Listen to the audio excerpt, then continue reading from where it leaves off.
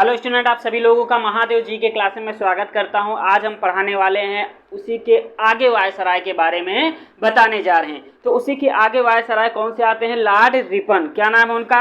Lord Ripon. ठीक है, Lord Ripon. ठीक, अब बात कर लेते हैं लॉर्ड रिपन का कार्यकाल कितना था। 1880 से 84। ठीक है, कब से कब तक इन्होंने भारत में थे? 1880 से 84 के बीच में। चलिए आइए बात कर लेते हैं थोड़ा सा रिपन के बारे में। ये रिपन जो थे ये भारत के सबसे लोकप्रिय वायसराय में से एक थे। इन्होंने एक बार ये कहा था कि हमारा जो मूल्यांकन है वो हमारे कार्यों से करिएगा, ठीक, बल्कि शब्दों से नहीं। वायसराय एक ऐसे वायसराय थे जो सबसे लोकप्रिय वायसराय थे। इन्होंने एक बार ये कहा था कि आप सभी लोग परेशान मत होइए, आप हमारे कार्यों से हमारा मूल्यांकन करिएगा, हमारे शब्दों से नहीं। फ्लोरेंस नाइटिंगेल का नाम आप लोगों ने सुना होगा। फ्लोरेंस नाइटिंगेल ने रिपन के बारे में ये कहा था कि रिपन जो हैं ये भारत के फ्लोरेंस नाइटिंगेल ने लॉर्ड रिपन को भारत के उद्धारक की संज्ञा देते हुए लॉर्ड रिपन को संबोधित किया था। ठीक, लॉर्ड रिपन को ये संज्ञा दी गई थी। वहीं पे पंडित मदन मोहन मालवीय ने 1909 के कांग्रेस के अधिवेशन के समय में लॉर्ड रिपन को सर्वाधिक लोकप्रिय वायसरायों की सूची में प्रथम स्थान दिया था।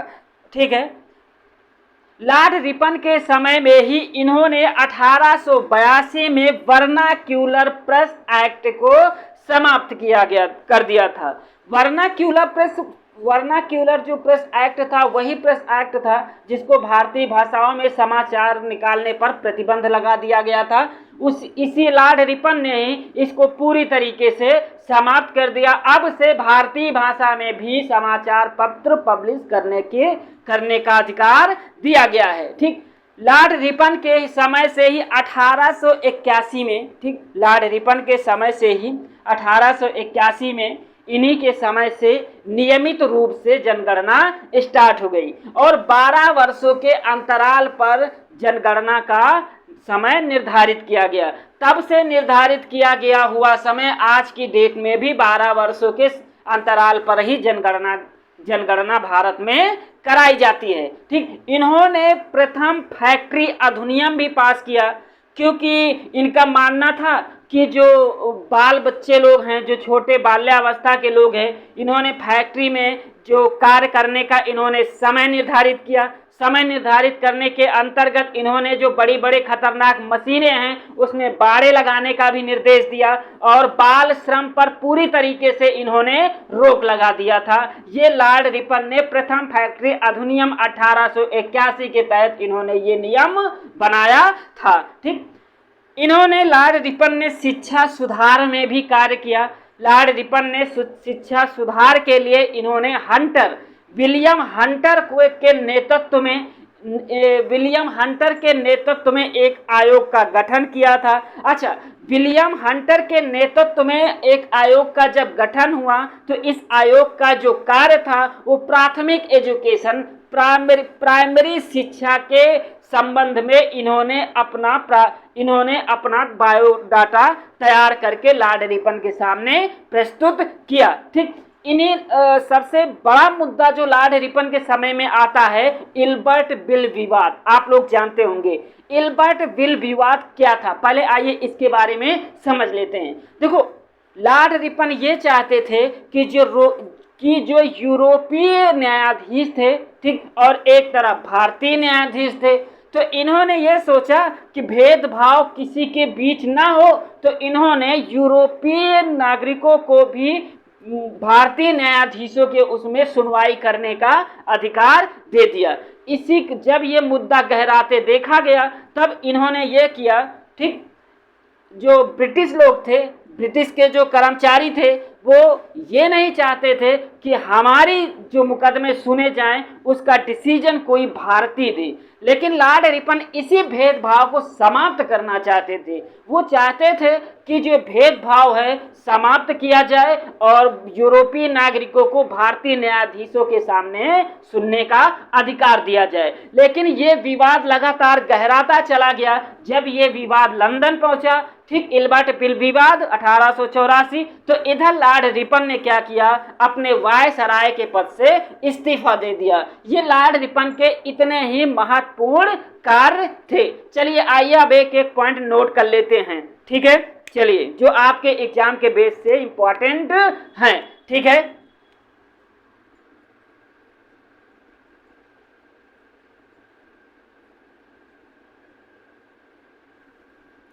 प्रमुख कार्य। ठीक है, पहले इनके बारे में थोड़ा सा लिख लेते हैं। इन्हें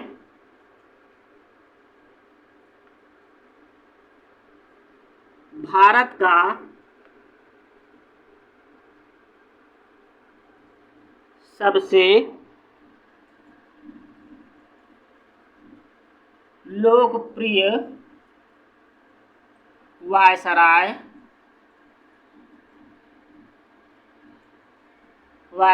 माना जाता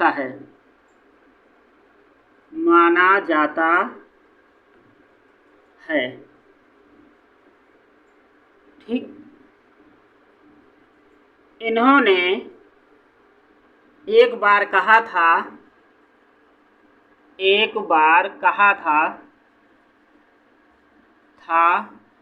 कि आप लोग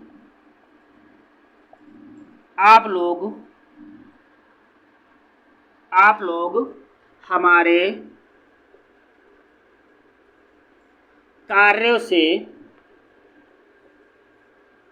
कार्यों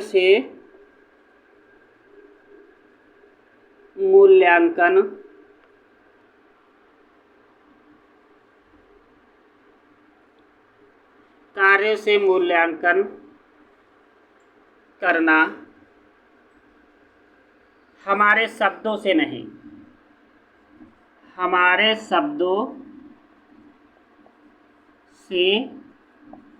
नहीं। ठीक है, ये लॉर्ड रिपन ने ये चीज खुद कहा था। अब बात कर लेते हैं इनके लॉर्ड रिपन के प्रमुख कार्यों के बारे में जो आपके एग्जाम के बेस से इंपॉर्टेंट है। ठीक है, चलिए इन्होंने सबसे पहले 1882 में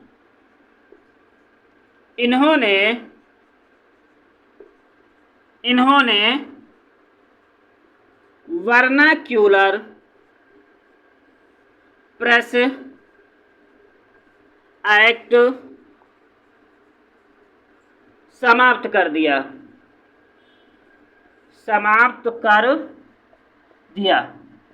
जो लोग ना समझ पा रहे हैं, ये वही वर्नाक्यूलर एक्ट है जो भारतीय भाषाओं में समाचार पत्र निकालने पर पूरी तरीके से प्रतिबंध लगा दिया गया था। ठीक है, आइए आपके एग्जाम के बेस से दूसरा महत्वपूर्ण पॉइंट क्या है, चलिए आइए बात कर लेते हैं। लॉर्ड रिपन के समय से ही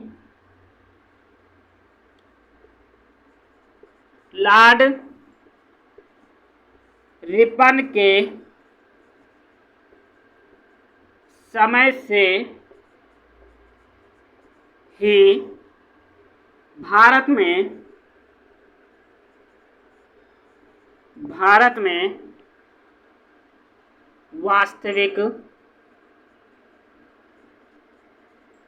वास्तविक जनगणना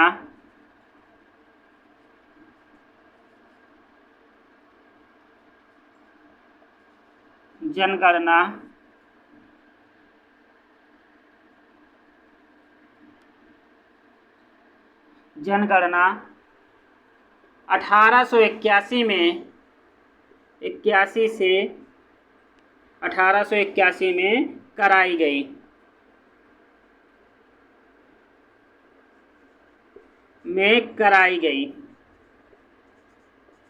ठीक है, कराई गई। तभी से हर 12 वर्ष के अंतराल पर जनगणना कराई जाती है। ठीक है, जनगणना कराई जाती है। चलिए आइए, हमारा दूसरा पॉइंट हो गया। तीसरा पॉइंट हमारा लॉर्ड रिपन के समय में जो आपके एग्जाम के बेस से सबसे ज्यादा इंपॉर्टेंट है वो है, इन्होंने लॉर्ड रिपन ने प्रथम फैक्ट्री अधिनियम, क्या, प्रथम फैक्ट्री अधिनियम, चलिए प्रथम फैक्ट्री अधिनियम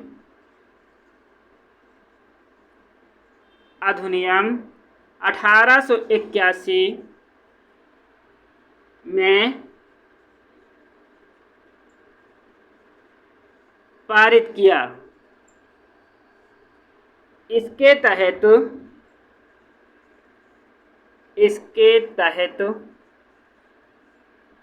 तहत बाल अवस्था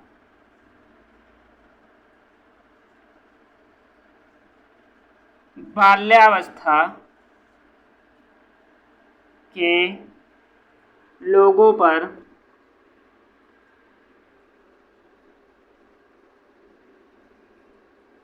पर प्रतिबंध लगा दिया।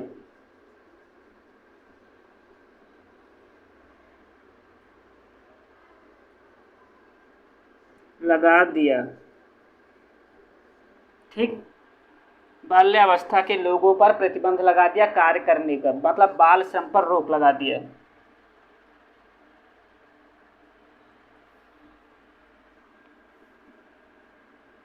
बाल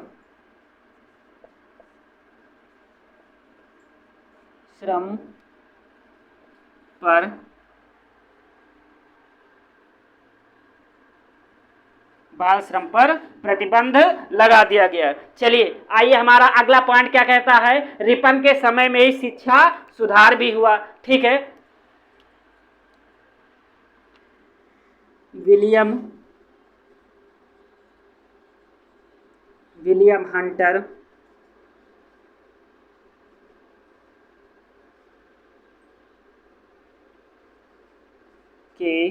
हंटर के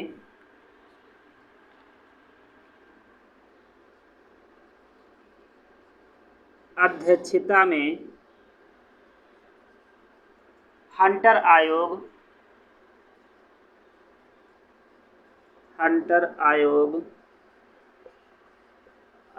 का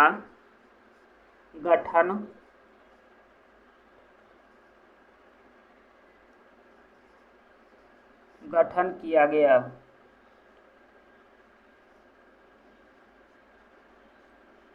जो प्राथमिक शिक्षा से संबंधित था, जो प्राथमिक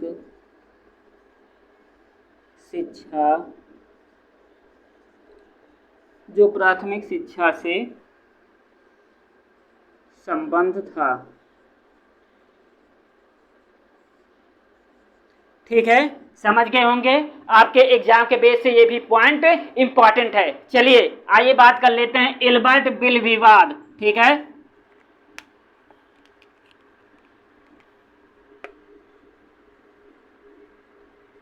इल्बर्ट बिल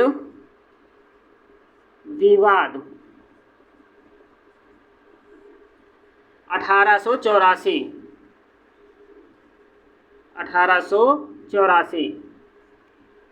भारतीय न्यायाधीशों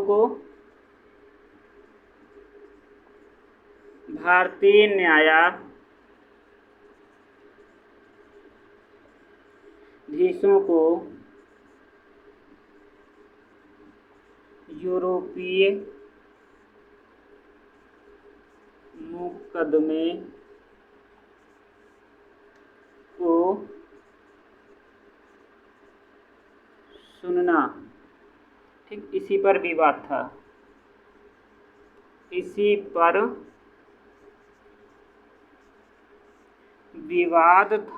ठीक है, चलिए लॉर्ड रिपन के समय में आपके एग्जाम के बेस से इतने ही पॉइंट इंपॉर्टेंट है। अब आप लोग क्वेश्चन कैसे पूछे जाएंगे लॉर्ड रिपन में, ये चीज सुनिए।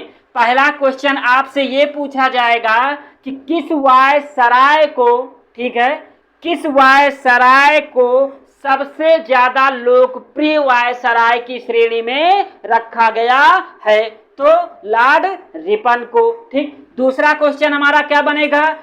कौन सा ऐसा वायसराय था जिसने वर्नाक्यूलर प्रेस एक्ट को समाप्त कर दिया? कौन वायसराय था?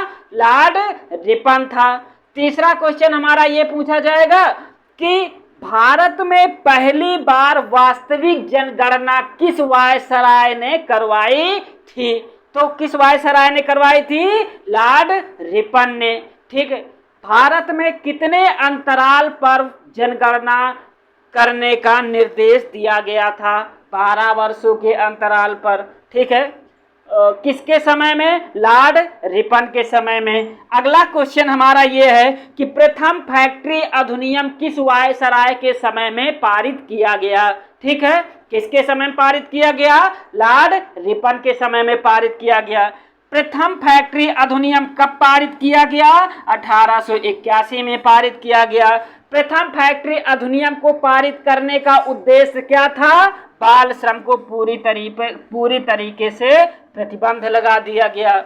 विलियम हंटर आयोग का गठन किससे संबंधित है? या हम कह सकते हैं हंटर आयोग। क्या कह सकते हैं? विलियम हंटर आयोग, या सीधा सीधा कहते हैं नहीं, हंटर आयोग किससे संबंधित था? शिक्षा से संबंधित था। कौन सी शिक्षा से संबंधित था? प्राथमिक शिक्षा से संबंधित था। किसके समय में पारित किया गया? लॉर्ड रिपन के समय में पारित किया। ठीक है, अगला क्वेश्चन क्या है? कहां से बनेगा? इल्बर्ट बिल विवाद किस वायसराय के समय में था? ठीक, इल्बर्ट विवाद किस वायसराय के समय में था? लॉर्ड रिपन के समय में। इल्बर्ट बिल विवाद कब हुआ था? इल्बर्ट बिल विवाद 1884 में हुआ था। इल्बर्ट बिल विवाद होने का प्रमुख कारण क्या था? कि भारतीयों को यूरोपियों का केस सुनने का अधिकार का जिम्मा देना, इसी के उसमें इन लोगों ने विवाद करना स्टार्ट कर दिया, क्योंकि ये लोग नहीं चाहते थे यूरोपीय लोग कि हमारी समस्याओं का निपटारा कोई भारतीय न्यायाधीश करे। इसीलिए ये विवाद बढ़ता चला गया और लॉर्ड रिपन ये चाहते थे कि अब भारत से भेदभाव धीरे धीरे खत्म किया जाए, लेकिन इसी सब को देखते हुए लॉर्ड रिपन ने अपना त्याग पत्र दे दिया था। ये तो इतने पॉइंट थे आपके एग्जाम के बेस से लॉर्ड रिपन के उसमें, जो आपके एग्जाम में पूछे जाएंगे। ठीक, चलिए मिटा दें। हो गया? ठीक है, देख लीजिए, हो गया, नोट कर लिए। आगे बढ़े। ठीक है, ओके।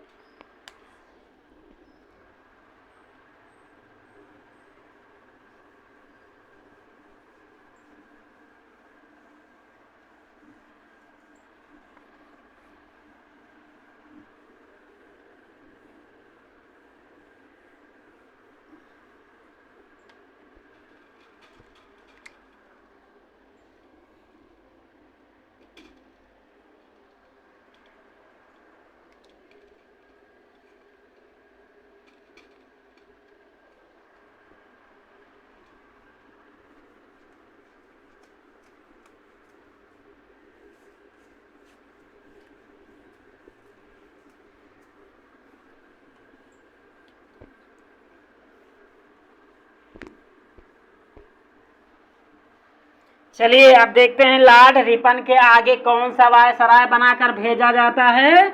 लॉर्ड रिपन के आगे वायसराय लॉर्ड डफरिन। क्या? Lord Dufferin. ठीक है, लॉर्ड, आइए बात करते किसके बारे में? लॉर्ड डफरिन के बारे में। लॉर्ड डफरिन का कार्यकाल कब से कब तक था? 1884 से 88 तक। समझ गए? कब से कब तक था? 1884 से 88 तक। देखो, जब लॉर्ड डफरिन को वायसराय बनाकर भेजा गया तो सबसे पहले इसने किसानों की तरफ ध्यान दिया। हो रहे किसानों पर लगातार शोषण के विरुद्ध इसने क्या किया कि टेनेंसी एक्ट पारित किया। क्या किया? Tenancy act.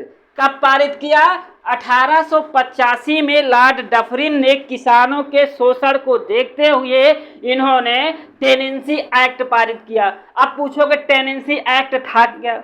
टेनेंसी एक्ट वो था जब, इसका मतलब ये होता है कि जब भी जमींदार चाहता था तब किसानों की भूमि को क्या करता था? हड़प लेता था, जब्त कर लेता था। लॉर्ड डफरिन ने एक कानून बनाया कि कोई भी जमींदार किसी भी किसान की जमीन को हड़प नहीं सकता है। टेनेंसी एक्ट 1885 के तहत ही किसानों के शोषण का कुछ रोकथाम किया गया कि लगान ना भी देने पर उन्हें समय दिया जाएगा, बल्कि जमींदार उनकी जमीनों पर शोषण नहीं करेगा। पहले ये टेनेंसी एक्ट जो है ये बंगाल में लागू किया गया था, लेकिन 1887 में इस टेनेंसी एक्ट को पंजाब में भी लागू कर दिया गया था। समझ गए? ठीक है। अब बात करते हैं लॉर्ड डफरिन। क्या लॉर्ड डफरिन ने भारतीय स्त्रियों के ऊपर हो रहे लगातार शोषण के विरुद्ध इन्होंने क्या किया? डफरिन फंड एक्ट पारित किया। क्या पारित किया? डफरिन फंड एक्ट, मतलब लेडी डफरिन फंड एक्ट पारित किया। क्यों? स्त्रियों की रक्षा के लिए, भारतीय स्त्रियों की रक्षा के लिए इन्होंने लेडी डफरिन फंड को भी पारित किया। इससे लेडी लोग क्या करती, भारतीय स्त्रियां कुछ फंड लेकर के अपने व्यापार को, अपने बिजनेस को, अपने कार्यों को सुचारू रूप से चलाने के लिए इन्होंने लेडी डफरिन फंड स्थापित किया। Lady Dufferin fund. तीसरी बात क्या है कि इनके लॉर्ड डफरिन के उसमें इन्होंने 1885 में आंग्ल बर्मा युद्ध के तहत बर्मा के क्षेत्र को इन्होंने भारतीय अंग्रेजी राज्य में सम्मिलित कर लिया। सबसे ज्यादा लॉर्ड डफरिन के समय में क्वेश्चन पूछा जाता है कि जब भारतीय राष्ट्रीय कांग्रेस को स्थापित किया गया था उस समय भारत का वायसराय कौन था? ठीक, तो लॉर्ड डफरिन के समय में ही भारतीय राष्ट्रीय कांग्रेस को स्थापित किया गया था। समझ गए आप लोग? ठीक है। एक और मस्ट पॉइंट है, और 1887 में ही ये अपना इलाहाबाद यूनिवर्सिटी है ना, इसी इलाहाबाद यूनिवर्सिटी भी लॉर्ड डफरिन के समय में ही इसकी स्थापना किया गया था। ये तो थे लॉर्ड डफरिन के समय के आपके एग्जाम के बेस से महत्वपूर्ण पॉइंट। चलिए अब आइए एक एक करके हम इसको देख लेते हैं। ठीक है।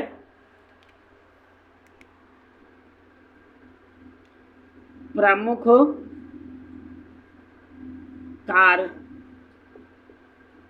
ठीक, प्रमुख कार्य। पहला कार्य क्या था इनका लॉर्ड डफरिन का?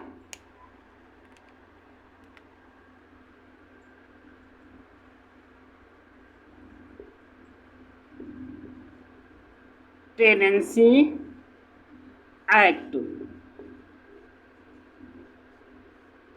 1885। Tenancy act 1885। ठीक है। अब कोई भी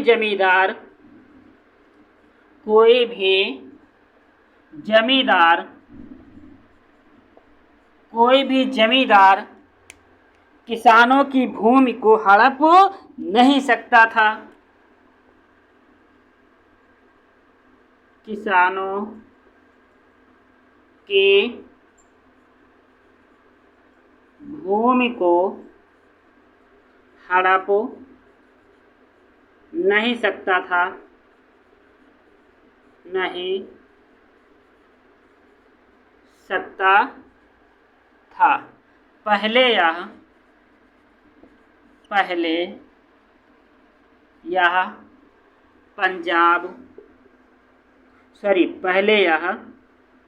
बंगाल में लागू किया गया। फिर 1887 में ने इसे पंजाब में लागू किया गया।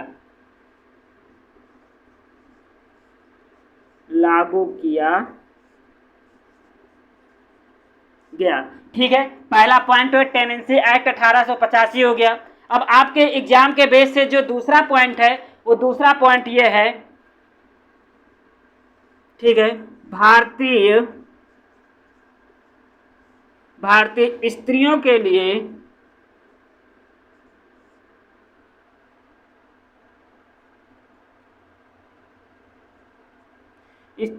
लिए लेडी डफरिन फंड स्थापित किया।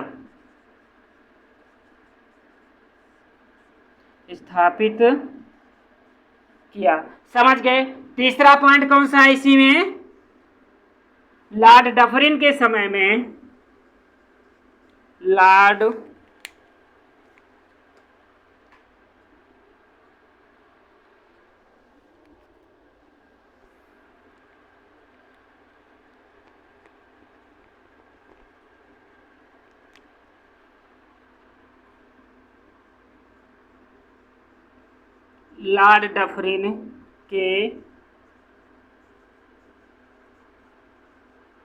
डफरिन के समय, ठीक है, 1885 में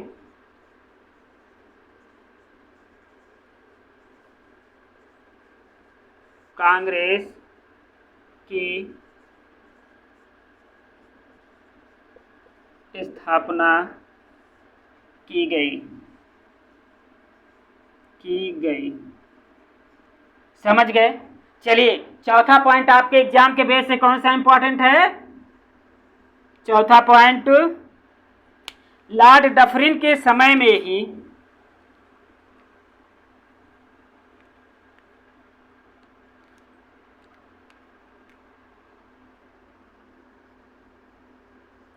लॉर्ड डफरिन के समय में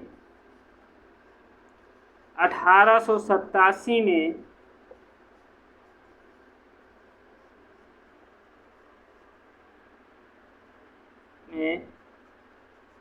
इलाहाबाद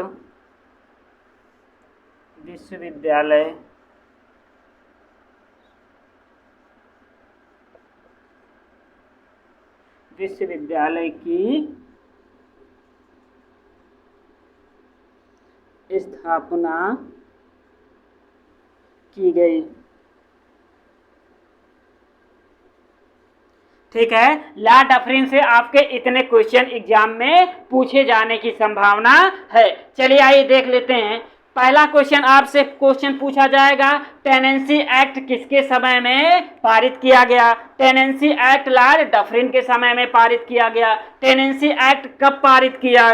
टेनेंसी एक्ट 1885 में पारित किया गया। टेनेंसी एक्ट पारित करने का प्रमुख उद्देश्य क्या था? जमींदारों द्वारा अब किसानों से भूमि हड़पा नहीं जाएगा। किसानों को भूमि जमींदार हड़प नहीं सकते हैं। अगला क्वेश्चन क्या बनेगा? भारतीय स्त्रियों की सुविधाओं के लिए लेडी डफरिन फंड की स्थापना किसने किया था?